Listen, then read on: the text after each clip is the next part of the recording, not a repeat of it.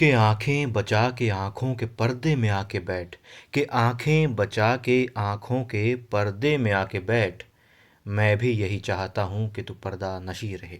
नमस्कार, ये खूबसूरत शेर है नौशा आजमगढ़ी का और क्या खूब बैठता है मल्हार राव होलकर सरकार की स्थिति पर।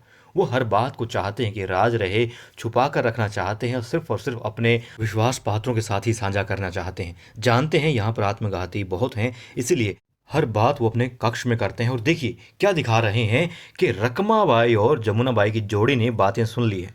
ऐसा लग रहा है हमें, देखिए दिखाया गया है कि जिस वक्त गंगूबा बताते हैं और वो सैनिक भी आता है कि खंडेराव जी की छावनी पर हमला हुआ है और जो सेना भेजी गई थी खंडेराव जी की सुरक्षा के लिए वो भी पहुंच नहीं पाई है। क्या कारण है वो बात अलग है, मगर पहुंच नहीं पाई है ये पक्का है और छावनी पर हमला हुआ है।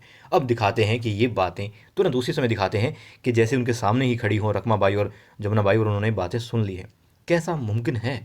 पहली बात तो ये कि उनकी इतनी हिम्मत नहीं है कि मल्हार राव होलकर सूबेदार जी बड़े सरकार के कक्ष के बाहर वो खड़ी हो सकें। इतनी हिम्मत उनमें कतई नहीं है। मेरे ख्याल से जो कपटी इंसान हो वो तो एक ईमानदार इंसान मतलब जो राजा हो उसके सामने खड़े होने की हिम्मत सपने में भी नहीं जुटा सकता। और वो उनकी चोरी छुप कर बातें सुन ले, ऐसा नहीं हो सकता।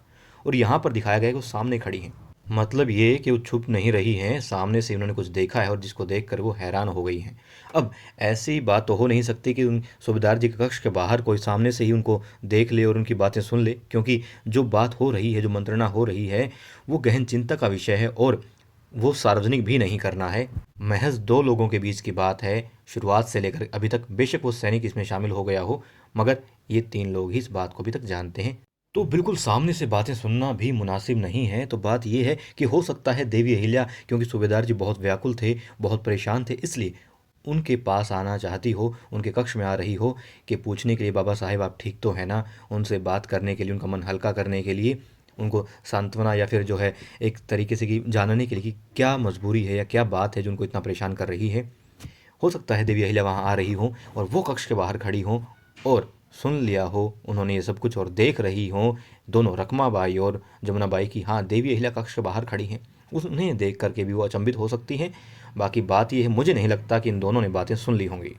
तब भी मुझे ये बात नहीं हजम हो रही है कि इन्होंने बातें सुन ली है, जबकि सूबेदार जी की या फिर जो देवी अहिल्या है खंडेराव, उनकी बातें कोई भी यहाँ पर सुनता रहता है, सिवाय धना सरदार और द्वारकावैस साहिब की बातें ही यहाँ पर कोई नहीं सुनता हो। वही बातें सिर्फ पर्दे में रहती हूँ, मान लिया हमने, मगर यहाँ पर ये पॉसिबल मुझे नहीं लग रहा कतई भी कि मल्हार राव और गंगूबा तात्या की बातें ये दोनों सुन सकती हैं।